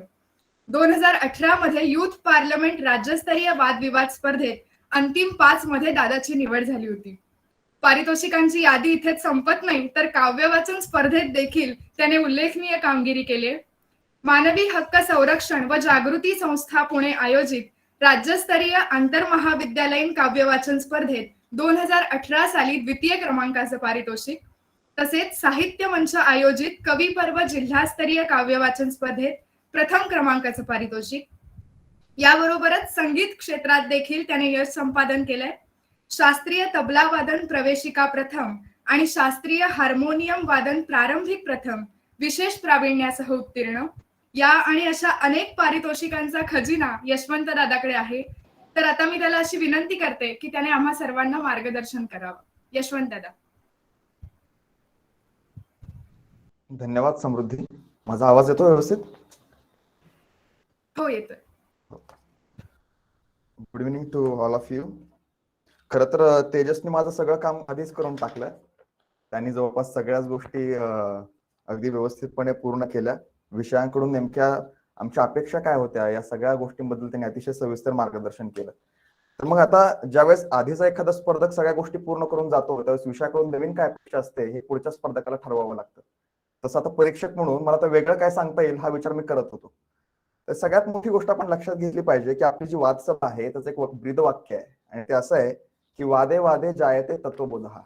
म्हणजे आपल्याला वादाकडून तत्वाकडे आता तत्वबोधाकडे जायचं आहे. म्हणजे तुम्ही जे विषयाची पूर्ण त्या ठिकाणी उजळणी करता त्याच्यामधून कन्फ्युजन निघतं, अर्थात तुम्हाला आम्हाला सांगायचं काय आहे या गोष्टीचा तुम्ही विचार केला पाहिजे. मित्रांनो, मला आवर्जून सांगायचं की तुम्ही सगळेजण बोलत होतात, माझ्याकडे स्लॉट नंबर 3 होता, माझ्याकडे तब्बल 41 स्पर्धक बोलले, सगळेजण उत्कृष्ट बोलले, त्यांच्यापर्यंत जितकं शक्य होतं तितक्या पद्धतीचा माहितीचा खजिना आमच्या समोर त्यांनी उपलब्ध करून दिला. आता मी विषयातून आपण ज्या पद्धतीने विद्यार्थ्यांना वापरला, म्हणजे तुम्हाला या गोष्टीतून लक्षात येईल की माझं सिलेक्शन का झालं आणि माझं का झालं नाही, हे परीक्षकाच्या चष्म्यातून नेमकं कसं बघितलं जातं याविषयी मी तुम्हाला थोडंसं सांगेन. मित्रांनो, एक गोष्ट लक्षात घ्या की आपल्याकडे एकूण परीक्षणाचे 5 कॉलम, त्यातला पहिला कॉलम हा आशयाचा होता, दुसरा सादरीकरणाचा होता, तिसरा भाषा शैलीचा होता आणि त्याचबरोबर तुमची वेळ तुम्हाला भरण्यासाठी किती लागली, अशा प्रकारचे आपण एकूण 4 कॉलम केले होते. तर त्याच्यामधली सगळ्यात महत्वाची गोष्ट म्हणजे आशयाला आपण सगळ्यात जास्त अर्थात 20 मार्क दिलेले होते. म्हणजे यातून आपली गोष्ट काय लक्षात येते ती म्हणजे तुमचं भाषण हे जवळपास त्याच्यामधले निम्म्यापेक्षा जास्त मार्क्स हे तुमच्या कंटेंट वरती होते. त्यामुळे तुम्ही सगळ्यात जास्त काय मांडताय हे सगळ्यात जास्त महत्वाचं होतं. आपण एक गोष्ट समजून घेऊ की पॅन्डेमिकच्या काळामध्ये ज्यावेळेस ऑनलाईन स्वरूपामध्ये तुमचं भाषण सुरू व्हायला लागली किंवा अशा प्रकारचा माध्यमामध्ये बदल झाला, मग त्या गोष्टींचा विचार करून सुद्धा तुम्ही काय बोलताय याला आपण जास्त महत्व दिलं होतं. त्यामुळे तुम्ही कंटेंट वरती जास्त फोकस करणं हे मुळात अपेक्षितच होतं आणि असाच प्रयत्न सगळ्यांनी केला, त्याबद्दल सर्वांचं हार्दिक अभिनंदन. पण जी मुलं आज पात्र होऊ शकली नाहीत त्यांच्या नेमक्या कोणत्या गोष्टी चुकल्या या संदर्भामध्ये मी मला बोलणं अपेक्षित आहे. मित्रांनो, सगळ्यात महत्वाची गोष्ट आपण लक्षात घेतली पाहिजे ती म्हणजे संपूर्ण ज्या स्पर्धेचं पॉम्पलेट आपल्या हातामध्ये येतं त्यावेळेस आपण कोणता विषय निवडावा इथून आपला स्पर्धेचा प्रवास सुरू होत असतो. म्हणजे तिथून झालेला सुरुवात झालेला प्रवास तो स्पर्धेचं पारितोषिक मिळण्यापर्यंत असा जर आपण एक प्रवास समजला तर सुरुवातीला आपण कोणता विषय निवडतो इथून आपल्या स्पर्धेचा प्रवास सुरू होतो. तर साहजिकपणे आपण जेव्हा सगळे विषय आपण पाहतो त्यावेळेस आपलं लक्ष कुठल्या सब्जेक्टकडे जातं, ज्याच्याविषयी एकतर आपण काहीतरी वाचलं असतं किंवा आपल्याला त्याच्याविषयी बोलणं अपेक्षित आवडीचं वाटतं किंवा आपण त्याच्यावरती बोलू शकतो मनामध्ये आशा असते. तुम्ही या सगळ्यामध्ये सगळ्यात महत्वाची गोष्ट कुठली आहे तर त्याच्यासाठी तुमचं वाचन हे डायव्हर्स असलं पाहिजे. मगाशी तेजसने जसं सांगितलं की तुम्हाला चांगला वक्ता होण्यासाठी एक चांगला श्रोता होणं गरजेचं आहे, मी त्याच्यामध्ये आणखी एक गोष्ट ऍड करेल, तुम्हाला चांगला श्रोता होणं गरजेचंच आहे, पण त्याचबरोबर तुम्हाला एक चांगला वाचक सुद्धा होता आलं पाहिजे. तुमचं वाचन हे डायव्हर्स पाहिजे, म्हणजे तुम्ही जेव्हा अनेक टॉपिक आधी वाचले असतील किंवा अनेक गोष्टी आधी ऐकलेल्या असतील त्यावेळेस अशा प्रकारच्या स्पर्धा लागल्यानंतर मी हा टॉपिक चांगल्या पद्धतीने बोलू शकतो असं मनात आत्मविश्वास येईल आणि तोच तुमचा आत्मविश्वास पहिले स्पर्धेमध्ये सगळ्यात महत्वाची भूमिका बजावत राहील. दुसरी महत्वाची गोष्ट मला तुम्हाला मांडायची ती म्हणजे की स्पर्धेमध्ये बोलत असताना विषयाला प्रवेश हा एका प्रस्तावनेनं केला असं अपेक्षित असतं. म्हणजे तुम्ही कुठल्या प्रस्तावनेनं त्याची सुरुवात करताय, थेट विषयाला हात घालणं म्हणजे काही विषय बोलून संपतो असं नाही, तर त्यासाठी समर्पक पार्श्वभूमी असणं, ती प्रस्तावना मांडणं या सुद्धा गोष्टी काही अपेक्षित असतात. त्याचबरोबर तुम्ही जेव्हा स्पर्धा पूर्ण भाषण करता त्याच्याकडून जसं तुम्हाला सांगितलं मागाशी एका तत्वाकडे जाणं सुद्धा अपेक्षित आहे. तुम्ही त्याच्या माध्यमातून काय लोकांना सांगताय, तुम्हाला नेमकं म्हणायचं काय आहे हे सुद्धा तुम्ही सांगणं अपेक्षित असतं. आता ज्यावेळेस मी माझ्या एक्सपिरियन्स विषयी बोलले की ज्यावेळेस मी संपूर्ण भाषण ऐकत होतो त्यावेळेस काय गोष्ट जाणवली तर त्याच्यामध्ये सगळ्यात मोठी गोष्ट ही जाणवली की त्याच्यामध्ये तुमच्या कंटेंटमध्ये एक साचलेपणा येत होता. म्हणजे त्याच गोष्टी ज्या गुगलवरती मला सर्च करून मिळतील त्या तुमच्याकडून येत होत्या, त्याच दुसऱ्याकडून, त्याच तिसऱ्याकडून. म्हणजे तुमच्या कंटेंटमध्ये नाविन्य नव्हतं. तुम्हाला काय म्हणायचंय याच्यापेक्षा गुगलला काय म्हणायचंय हेच मला पुन्हा वारंवार पाहायला किंवा ऐकायला मिळत होतं. त्याच्यामुळे तुमचं स्वतःचं मत त्या ठिकाणी मिसिंग असलेलं मला पाहायला मिळालं. दुसरी महत्वाची गोष्ट काय मिळाली ती म्हणजे या ठिकाणी तुमचा असा प्लस पॉईंट होता की तुम्हाला संपूर्ण असणाऱ्या सभागृहामधल्या गर्दीला फेस करावं लागलं नाही. तुमच्याकडे समोर फक्त कॅमेरा होता तरी सुद्धा तुमचे काही वेळ डोळे हे कॅमेराकडे न जाता इकडे बघ तिकडे बघ अशा प्रकारे होत होते. तर ती गोष्ट अपेक्षित नव्हती. तुम्ही थेट कॅमेराकडे बघून आमच्या डोळ्यात डोळे घालून बघितलं त्या ठिकाणी करू शकत होता. ती गोष्ट मिसिंग वाटली. तिसरी गोष्ट मला आवडून सांगायची ती म्हणजे की तुम्ही बोलत असताना एखादी गोष्ट समजा आठवत नाहीये, जसं रसिका म्हणाली तिथून एस्केप करणं किंवा स्किप करणं अशा सुद्धा गोष्टी काही पाहायला मिळाल्या. तर अशा गोष्टी पूर्णतः टाळून तुम्ही कॉन्फिडेंटली तुम्हाला नेमकं काय म्हणायचंय त्या विषयावरती तुमचा अभ्यास काय आहे, तुम्ही किती वाचन केलेलं आहे किंवा त्यातून तुम्हाला वेगळं काय सांगायचंय अशा प्रकारचे ऍस्पेक्ट तुमच्यासमोर मांडणं त्या ठिकाणी अपेक्षित होतं. सगळ्यात महत्वाची गोष्ट आपण लक्षात घेऊया की कोणती गोष्ट यशस्वी होण्यासाठी जसा 5Dचा फॉर्म्युला आपण मानतो की 5D ऑफ सक्सेस ज्याला आपण म्हणू शकतो की डिटर्मिनेशन, डेडिकेशन, डिसिप्लिन, डायव्हर्सिटी आणि सिलेक्शन. तर अशाच 5 गोष्टी तुमचं वक्तृत्व यशस्वी करण्यासाठी सुद्धा असू शकतात. म्हणजे ज्या प्रकारे तुमच्या भाषणाला एक दिशा पाहिजे, तुमच्या भाषणाला शिस्त पाहिजे, त्यासाठी भाषेचा संस्कार होणं अपेक्षित आहे. मग त्यासाठी 2-3 टिप्स मी तुम्हाला देईन कारण उशीर पण भरपूर झालेला आहे. सगळ्यांना निकालाची अपेक्षा आहे, ओढ आहे, कोण सिलेक्ट होत आहे कोण होत नाही याची सगळेजण वाट बघतायत. तर मी 2-3 टिप्स माझ्याकडून देईल की कशा प्रकारे तुमचं वक्तृत्व सुधारता येऊ शकतं. त्यामध्ये भाषेचा संस्कार हा एक महत्वाची गोष्ट आहे. मग जेव्हा तुम्ही वाचत असता एखादी गोष्ट, तुम्ही नवीन वाचक म्हणून वाचता, त्यावेळेस ते शब्द आहेत तसेच वाचणे ही सगळ्यात महत्वाची गोष्ट आहे. म्हणजे आपण काय होतं की आपल्यावरती आपल्या बोली भाषेचा, आपण ज्या वातावरणामध्ये राहतो किंवा आपल्या सोबत जी माणसं असतात, अगदी तशाच प्रकारचा भाषेचा उपयोग आपल्या दैनंदिन आयुष्यामध्ये करत असतो. म्हणजे प्राकृत मी प्रामुख्याने मराठी भाषेविषयी बोलेल की ज्यावेळेस तुम्ही एखादी गोष्ट नवीन वाचता, एखादं पुस्तक वाचता, त्यावेळेस ते मोठ्याने वाचताना जे शब्द जसे आहेत तसेच वाचणं गरजेचं आहे. यातून काय होईल की तुमच्या असणाऱ्या भाषेचा संस्कार हा समृद्ध होत जाईल आणि तुम्ही एका भाषणाच्या स्पर्धेमध्ये किंवा एका स्टेजवरून किंवा एका पब्लिक स्पीकिंग मध्ये बोलत असता, त्यावेळेस ते शब्द आहेत तसेच मला ऐकायला मिळतील. याला भाषेचा संस्कार असं म्हणतात. तुम्ही त्या शब्दांची प्रॅक्टिस हळूहळू करणं गरजेचं आहे. जे शब्द जसे आहेत तसेच बोलणं गरजेचं आहे. त्यातला सुद्धा आपण या ठिकाणी मार्क्स ठेवले होते, 10 मार्क फक्त भाषा शैलीला होते. यावरून तुम्ही कसं बोलताय हे सुद्धा यातून सिद्ध होत होतं. दुसरी गोष्ट, सादरीकरणाविषयी ज्यावेळेस मी बोलतो तर सादरीकरण करताना विनाकारण होणारे हातवारे आपण टाळले पाहिजे. म्हणजे ज्यावेळेस मी बोलत होतो, मी बघितलं काही जणांचा कॅमेरा थोडा लांब असताना विनाकारण शब्दांना असे हात करणं, असे हात करणं, हे एक्स्ट्रा होणाऱ्या हातवाऱ्यांना तुम्ही कमी मार्क्स आपण या ठिकाणी करत राहतो. म्हणजे ते काय होतं की ते सहज वाटत नाही, सुलभ वाटत नाही. समोर ऐकणाऱ्या प्रेक्षकाला, परीक्षकाला तुमचं बोलणं हे ओघवत्या वाणीसारखं असलं पाहिजे, ना की ते अबस्ट्रॅक्टिंग किंवा एखादा ऑब्स्टेकल असल्यासारखं किंवा बळच ओढून ताणून तुम्ही काहीतरी करताय अशा प्रकारे जर दिसत असेल तर त्याचा निगेटिव्ह इम्पॅक्ट तुमच्या मार्किंग वरती होऊ शकतो. ही सुद्धा गोष्ट आपण एक लक्षात घेतली पाहिजे. तिसरी महत्वाची गोष्ट आपण एक लक्षात घेऊया की एखाद्या वेळेस तुम्ही भाषण करत असताना की तुमचे डोळे ते तुमच्या परीक्षकाकडे आहेत असं समजलं असताना तुम्ही इकडे बघून तिकडे बघून काहीतरी आठवण्याचा प्रयत्न करता, ती गोष्ट आठवल्यानंतर पुन्हा मधूनच तो मुद्दा मांडता, अशा वेळेस मध्ये थांबता. असं न थांबता तुमच्या मनामध्ये असणारी माइंड प्रोसेसमध्ये पुढचे मुद्दे आधीच आठवून ठेवून त्याला कंटिन्यू प्रोसेसमध्ये नेणं, म्हणजे मी मगाशी म्हणालो तसं सहजता, एक सुलभता तुमच्या भाषणामध्ये आली पाहिजे. अशा सगळ्या गोष्टीमधून तुमचं भाषण हे प्रभावी होत राहतं. मला वाटतं तेजसने जवळपास सगळे टेक्निकल सब्जेक्ट कव्हर केले होते, पण एका टॉपिक वरती बोलायचं राहिलं ते म्हणजे परिपूर्णता हा भ्रम आहे का. म्हणजे अर्थात ललित सब्जेक्ट वरती बोलताना, म्हणजे मी जेवढ्या वक्तृत्व स्पर्धा केल्या त्यामध्ये मोस्टली त्या ललित वक्तृत्व स्पर्धा होती, म्हणजे मी ललित विषयावरती बोलायचो.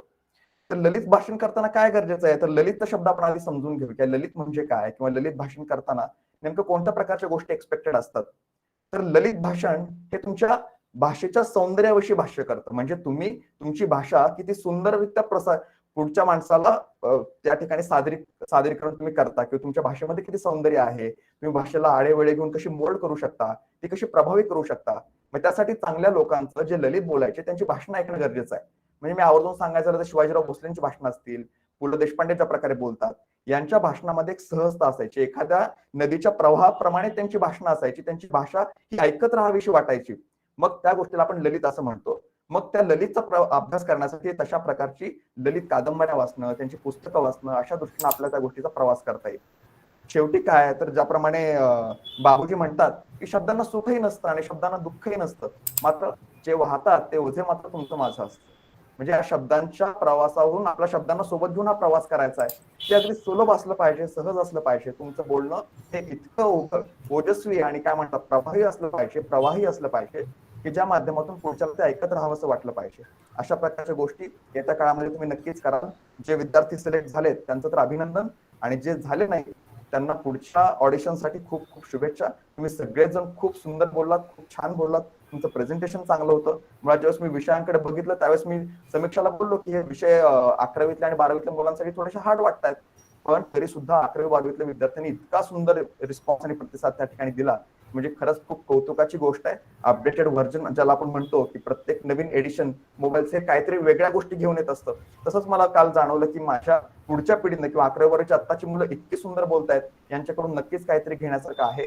तुम्हा सर्वांना भावी आयुष्यासाठी खूप साऱ्या शुभेच्छा. दिवाळी जवळ येते, दिवाळीच्या सुद्धा सर्वांना खूप साऱ्या शुभेच्छा.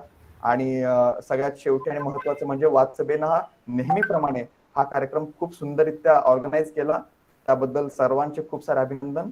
मला पुन्हा एकदा तुमच्यामध्ये, तुमच्या परिवारामध्ये बोलण्याची संधी मिळाली, त्याबद्दल वादसभेचे आभार. देवणेसर इथं आहेत, अरुंधती मॅम आहेत, त्यांचे सुद्धा आभार. खूप धन्यवाद आणि सर्वांना शुभेच्छा. Thank you so much. थँक्यू दादा. तू आम्हाला सादरीकरणाबरोबरच आपला कंटेंट किती महत्त्वाचा असतो एखाद्या स्पर्धेमध्ये ते देखील सांगितलंस, त्याबद्दल खूप खूप आभार. यानंतर कोणाला विषयाबद्दल किंवा कालच्या ऑडिशनबद्दल काही क्वेरीज असतील तर तुम्ही विचारू शकता. चॅटबॉक्स मध्ये सुद्धा टाकू शकता.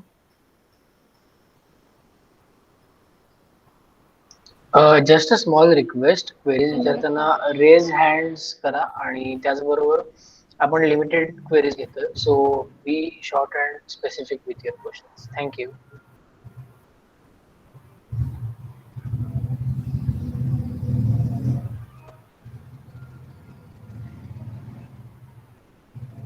Yes, you can all ask the questions, if any.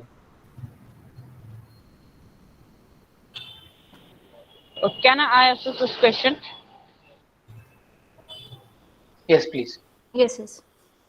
अगं आता आपण समज ह्याच्यामध्ये चूज नाही झालं तर आम्हाला परत काय हे आहे का चान्स का नाहीये पुढच्या वर्षी direct?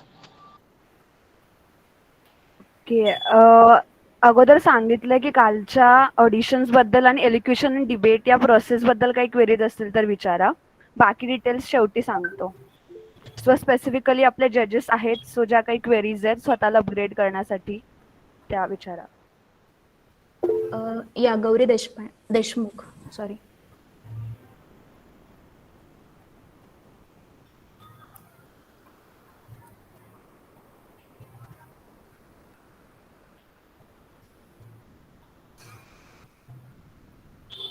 Okay, she has left the meeting.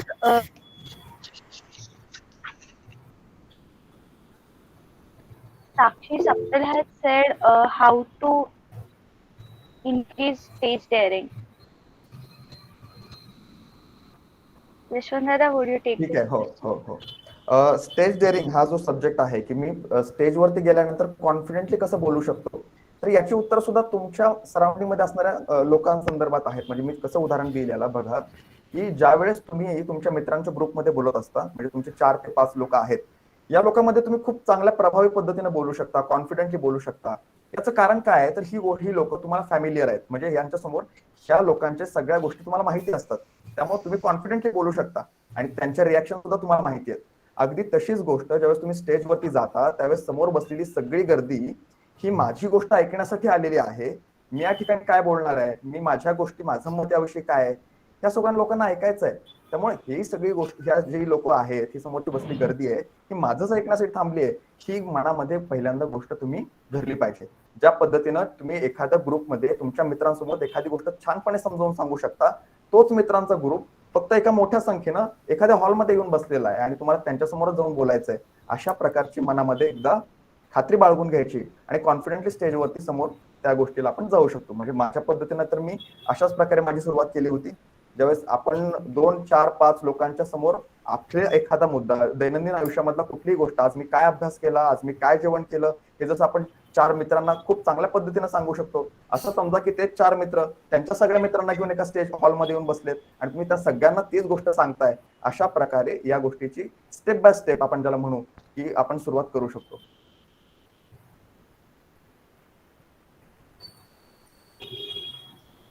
Thank you Yashwant.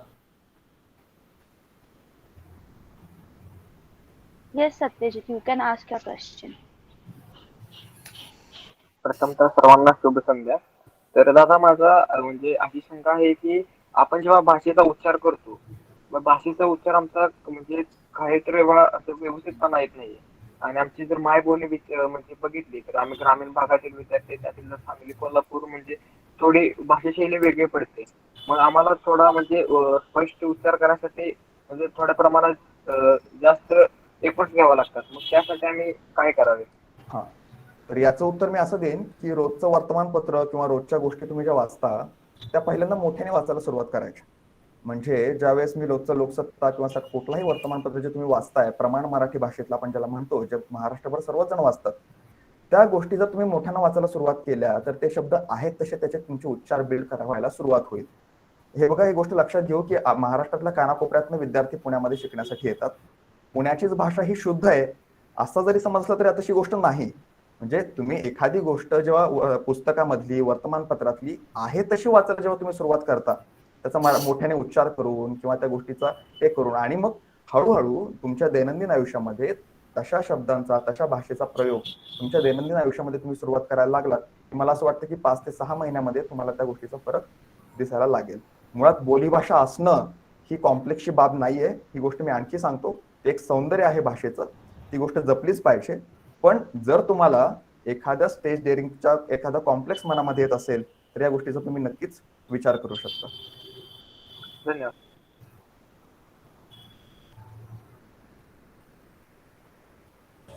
Me add करू ह्याच्यात? हो नक्कीच. फर्स्ट ऑफ ऑल मला खूप नेटवर्कचा इश्यू आहे, त्यामुळे मी घराच्या बाहेर येऊन बोलते, तर थोडा डिस्टर्बन्स येईल, त्यासाठी सॉरी. मी याचं बोलणं नीट ऐकू येतंय का सांगा?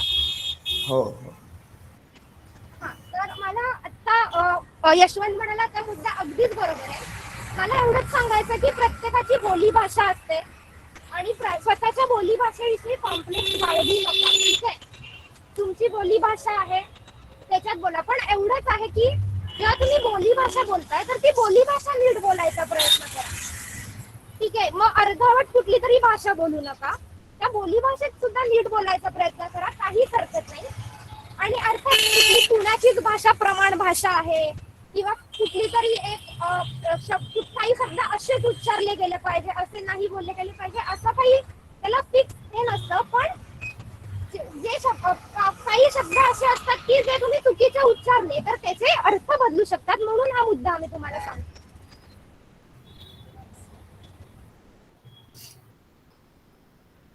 थँक्यू ताई. Okay, anyone else? Satyajit, you can lower your hand. Yeah. Yeah, Shreya. Good evening. मला यशवंत दादाला हेच विचारायचं होतं की आता दादाने आपल्याला स्टेज डेअरिंग बद्दल सांगितलं, म्हणजे साधारण 2 वर्षांआधीपर्यंत आपल्याला प्रत्यक्ष स्टेजवरती जाऊन बोलण्याचा बराच अनुभव आहे. पण आता या 2 वर्षांमध्ये आपण ऑनलाईन ऑलमोस्ट सगळं आपण ऑनलाईन करतोय. त्यामुळे काही लोक अशीही असतात ज्यांना कॅमेरा कॉन्शियसनेस खूप जास्त असतो किंवा कॅमेरा समोरचं डेअरिंग हा सुद्धा आत्ताचा मला वाटतं या 2 वर्षांमध्ये एक इम्पॉर्टंट इश्यू आहे. तर त्याबद्दल तुम्ही काही सांगू शकता का? जसं आपण बघितलं की पॅन्डेमिक मध्ये कोरोना हे एक संकट म्हणून आपल्या समोर आलेलं आहे, पण जसं संकट आहे तशा त्या काही संधी पण घेऊन आलेला आहे. त्यामध्ये संधी कुठली ओळखून घ्यायची आपण, की ज्या पद्धतीनं मला सांगा की तुम्ही जर पहिल्यांदा एखाद्या स्पर्धेमध्ये भाग घेण्यासाठी उभे आहात आणि पहिल्या स्पर्धेला तुमच्या समोर 100 ते 150 लोकांचा मॉब आहे, तर त्या ठिकाणी तुमची भीती ही खूप उच्च कोटीला पोहोचली असू शकते. पण तुमच्या समोर संधी अशी उपलब्ध आहे की तुम्ही घरामध्ये बसून तुमच्या समोरच्या गुगल मीट मधल्या 100 ते 150 लोकांसमोर एका कॅमेराच्या माध्यमातून कॉन्फिडेंटली बोलू शकताय. मला असं वाटतं ही एक तर संधी आहे, या संधीचा तुम्ही पुरेपूर फायदा घेतला पाहिजे की तुम्हाला ते स्टेज डेअरिंग तुम्हाला घरी बसून अनुभवता येते. तुम्हाला कॉन्फिडेंटली एवढ्या सगळ्या मॉब मध्ये चांगल्या पद्धतीने तुमचे विचार मांडता येतात. मला असं वाटतं की कोविड हे फक्त संकट घेऊन आलेलं नाही, तर ही त्या बदललेल्या वेगळ्या माध्यमाच्या रूपानं स्टेज डेअरिंगची एक नवीन संधी या माध्यमातून आलेली आहे. आता ज्यावेळेस कॅमेरा समोरचा प्रवास पुन्हा ज्यावेळेस सगळ्या गोष्टी सुरळीत होतील, ज्यावेळेस स्टेजवरती होईल, तर तीच गोष्ट तुम्हाला खूप प्रचंड फायद्याची ठरणार आहे. कारण त्या बॅक ऑफ द माइंड तुमच्या मनामध्ये हा विचार असेल की मी 100 ते 150 लोकांच्या गुगल मीट मध्ये चांगल्या पद्धतीने बोलू शकतो, तर हीच लोक आता पुन्हा एकदा एका हॉलमध्ये एकत्रित झालेली आहेत, मला पुन्हा त्याच लोकांसमोर बोलायचं आहे. म्हणजे अशा गोष्टी तुम्ही मनामध्ये ठेवून साठवून चांगल्या पद्धतीने परफॉर्म करू शकाल. Thank you. Thank you, Dada. Yes, Gopal, you can ask your question. Ma'am, प्रत्यक्षात स्टेजवर बोलणं आणि असं ऑनलाईन गुगल मीटवर बोलणं यामध्ये खूप फरक आहे असं मला वाटतं. याबद्दल तुम्ही काय बोलचाल?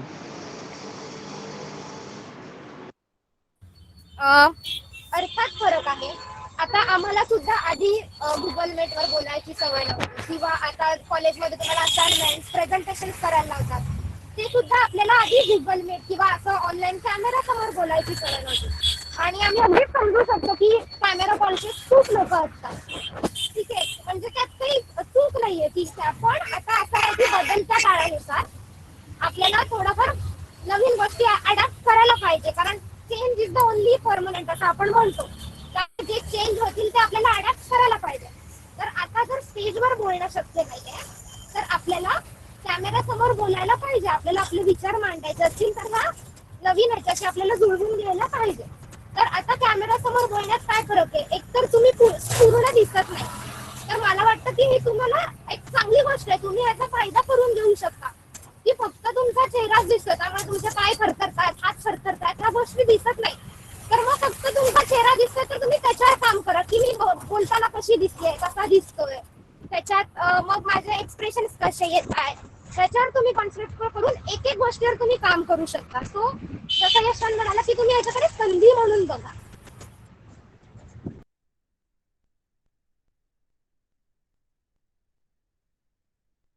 Okay ma'am, thank you.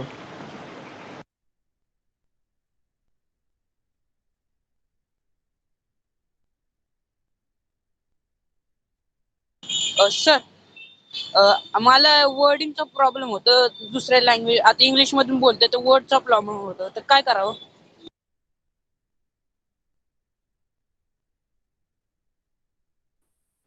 भाषा हे मुळात अडचणीचं कधीच कारण नव्हतं आणि ते नसणारही आहे भविष्यामध्ये सुद्धा. तुमचे विचार महत्वाचे आहेत. एक गोष्ट लक्षात घ्या, निश्चितच इंग्रजी ही जगाची भाषा आहे, तुम्हाला त्या गोष्टीशिवाय पर्याय नाही. ही जरी गोष्ट एक 50% मध्ये मान्य केली तरी सुद्धा वक्तृत्व स्पर्धामध्ये किंवा स्टेज पब्लिक स्पीकिंग मध्ये अजूनही अधिष्ठान हे तुमच्या विचारांचं आहे. तुम्ही या सगळ्या गोष्टींच्या मागची जर संकल्पना लक्षात घेतली की तुम्हाला का बोलायचं आहे, म्हणजे तुम्ही फक्त भाषण स्पर्धेमध्ये येऊन 4 गोष्टी सांगून, तुम्ही वाचलेल्या लोकांना सांगून याच्यामध्ये तुम्ही काय मिळवलं, तर मग याचं उत्तर कुठं आहे, तर तुमचे विचार काय आहेत ते. ही सगळ्यात मोठी गोष्ट लक्षात जर ठेवली की हा उठाठेवा सगळा कशासाठी आहे, म्हणजे तुम्ही कशासाठी कॉलेजमध्ये येऊन वादसभेमध्ये प्रवेश घ्यायचा, का स्पर्धा करायच्या, काय एवढे प्रोग्राम्स करायचे, तर या सगळ्याचं उत्तर काय आहे, तर तुमची पर्सनॅलिटी डेव्हलपमेंट झाली पाहिजे. पर्सनॅलिटी डेव्हलपमेंट कधी होईल, जर तुमचे तेवढे विचार हे सतत विवेकानं मांडू शकता, तुमच्या मनामध्ये चांगले विचार येऊन ते चांगल्या पद्धतीनं तुमच्या पर्सनॅलिटीच्या माध्यमातून लोकांसमोर पोहोचतील. त्यामुळे भाषा हे जरी सुधारण्याला वाव असणारं ठिकाण असलं तरी सुद्धा ते बंधन किंवा मला काय म्हणायचंय की एक ऑब्स्टॅकल असू शकत नाही. त्यामुळे त्याची भीती मनातून काढून टाकून मात्र जी भाषा बोलताय ती अगदी शुद्ध, चांगल्या पद्धतीची आणि चांगल्या पद्धतीची इन सेन्स की ती ऐकताना सहज लोकांना कळेल, पटेल अशा प्रकारची असली पाहिजे. आणि निश्चितच प्रत्येक वेळेस सुधारण्याला वाव असतो, तुम्ही त्याची तयारी करू शकता. पण स्पर्धेमध्ये बोलताना किंवा तुमचे विचार मांडताना लँग्वेज हे कधीच बॅरियर नसणार आहे. हॅलो हॅलो हा, yes, I would like to add something to Yashwant. तर जसं की क्वेश्चन होता की इंग्लिशचे वर्ड्स वगैरे ज्या वेळेला आपण उच्चारतो त्यावेळेला थोडाफार प्रॉब्लेम येतो. जसं मगाशी यशवंतनी सांगितलेलंच होतं, तुमचा शब्दसंग्रह वाढवणं हे खूप गरजेचं आहे. तुम्हाला जर इंग्लिश मधून चांगलं बोलायचं आहे आणि अगोदरपासून तुम्ही मराठीमध्ये चांगलं बोलतायत आणि आता तुम्हाला इंग्लिशमध्ये बोलायचं आहे चांगलं, तर त्यासाठी तुम्ही बेस्ट वे तुमच्या मित्रमैत्रिणींशी पहिल्यांदा इंग्लिशमध्ये बोलायला सुरुवात करा. इंग्लिशमध्ये बोलण्यासाठी जर तुम्हाला सुरुवातच करायची असेल तर तुम्हाला एक 50-60 क्रियापद, त्याचे अर्थ वगैरे काय ह्या गोष्टी माहिती असतील, वाक्याची रचना काय असते ह्या गोष्टी, म्हणजे थोडंफार इंग्लिशचं नॉलेज असेल, you can start on your on की तुम्ही थोडंफार इंग्लिश बोलू शकाल. न्यूजपेपर्स असतात, न्यूजपेपर्स आता बरेचसे टाइम्स ऑफ इंडिया असेल किंवा मग इंडियन एक्सप्रेस वगैरे असेल, यांच्यासारखे जे आपले रेग्युलर इंग्लिश न्यूजपेपर्स आहेत ते न्यूजपेपर्स वगैरे वाचत चला. त्याच्यामध्ये तुम्हाला डेली नवीन शब्द थोडेफार काहीतरी ऐकायला मिळतील.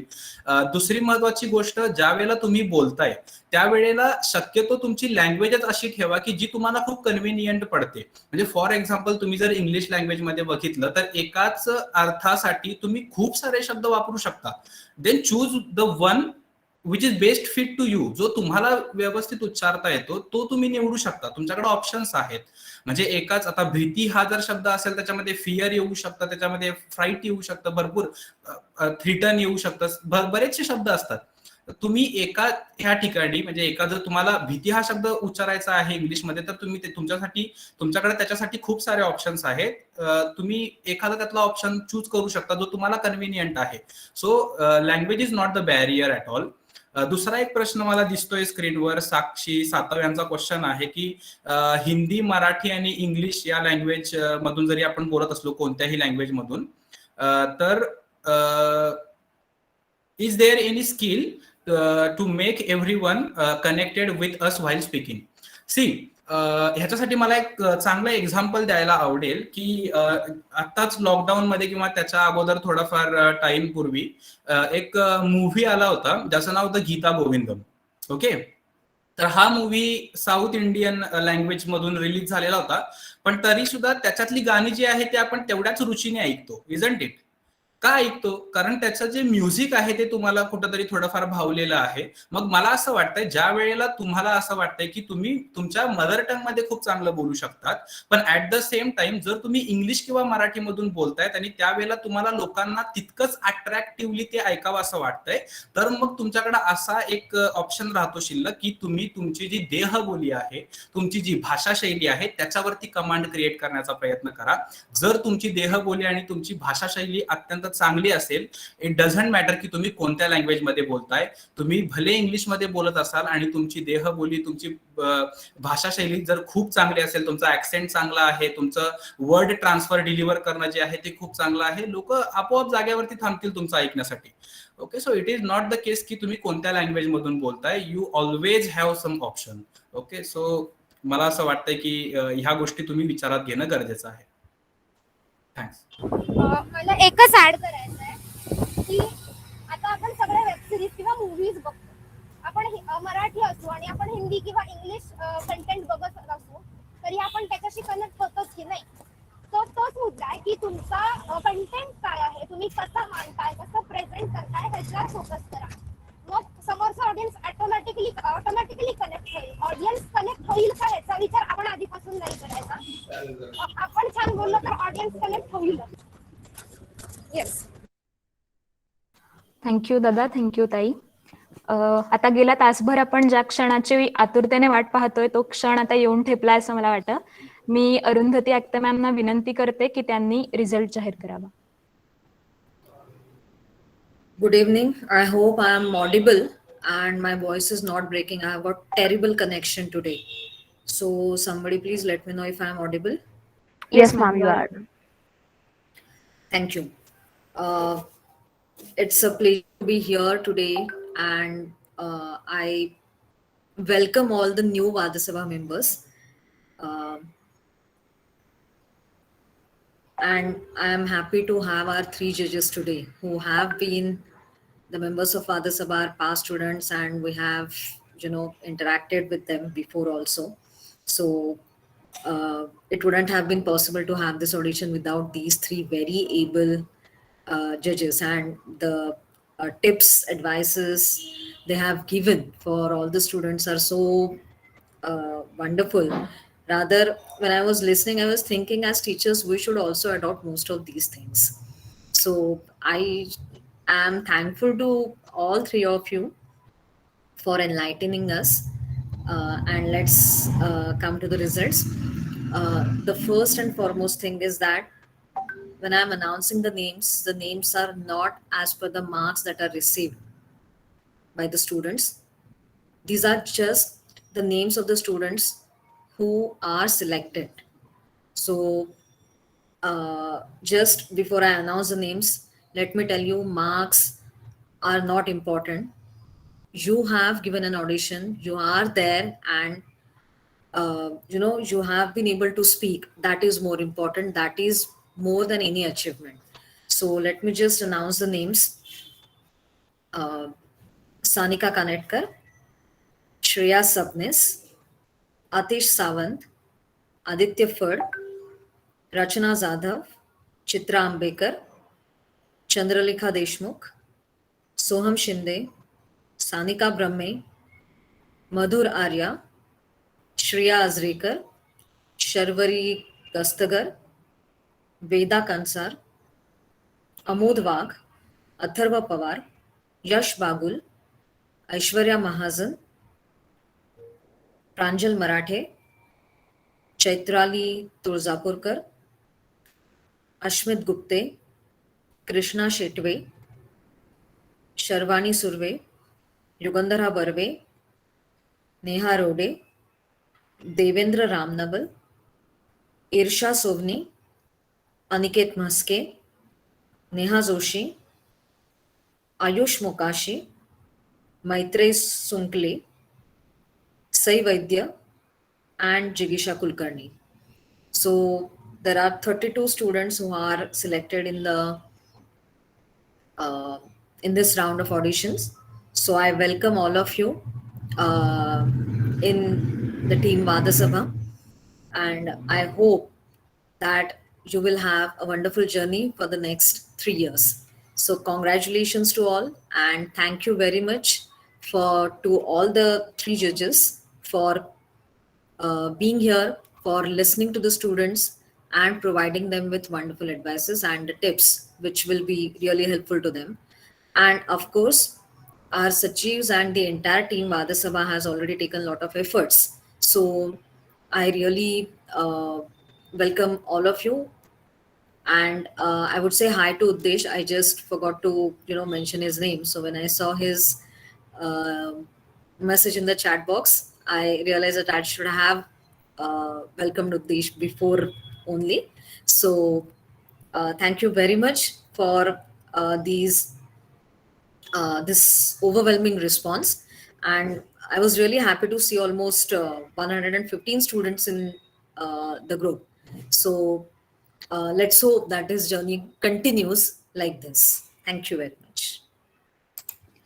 Thank you, ma'am, and congratulations to all the new members and welcome. आता कार्यक्रमाच्या शेवटाकडे वळत असताना मी पुढील सूत्रे नेहा शहा हिच्याकडे सुपूर्द करते की तिने आभार प्रदर्शनाने कार्यक्रमाचा शेवट करावा. थँक्यू. नमस्कार. धन्यवाद आकांक्षा. माझा आवाज ऐकू येतोय ना? हो नेहा. हा. कुठल्याही सुंदर गोष्टीचा अंत हा एका नवीन सुंदर गोष्टीची सुरुवात असते आणि म्हणूनच ज्यांची आज निवड झाली आहे त्यांचे मनपूर्वक अभिनंदन आणि वादसभा सदस्य या नवीन प्रवासात तुमचे स्वागत. त्यासोबतच ज्या मित्रमैत्रिणींनी सहभाग घेतला तुम्हा सर्वांनाही अभिनंदन, कारण तुमचे प्रयत्न हे सतत चालूच राहतील. And hence, I'd like to thank college, administration, our teachers, Devne sir, Arundhati ma'am, for supporting us immensely. I express my sincere gratitude towards our judges for helping us, evaluating, inspiring, and guiding us throughout. Thank you to all the participants for being there in large numbers. A huge thank you to all the Vadasabha members for working hard and conducting successful audition and today's interaction program. At the same time, all the newly added members will be contacted personally for the further announcements. And thus, while concluding, I declare that today's program is over. And at the same time, I thank you all for joining to today's program. Thank you so much. Thank you all. Congratulations.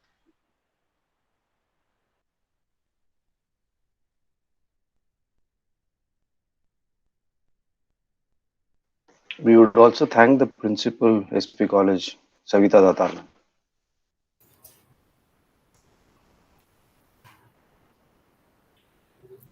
Yes, that is true, because even in these circumstances, our principal allowed us and rather encouraged us to conduct the auditions and continue with the activities of Vadasabha. Let it be our Puga Sahasrabuddhi competition, this year's 1st August program, or even the auditions. Actually, the 11th and 12th standard offline colleges have started. The first year students are still awaiting, and we still haven't met our SYs with whom we interacted throughout the last year without even meeting them directly. So many of our Vadasabha members, for me and Devne sir, they are still just we are still on the virtual mode. So I hope that in the coming months we will be able to actually meet our SYs and the new Vadasabha members. So let's hope for the best. Yeah, the freshers and the oldies, we'll have a party together. Oh, there are a lot of parties that are pending right now. So. Yeah, there was a question. Somebody's asking, what about another opportunity to get into Vadasabha? What do we have to say to them? So we are planning for AD Shroff. Okay, good. Yeah. Fine. Thank you. Sir, excuse me, sir. Yes, Gopal. Sir, please send the selected candidates list on our audition group. Yeah, we'll do that. Don't It will worry. happen very soon. Don't worry. Yeah. Yeah. Okay, sir. Thank you.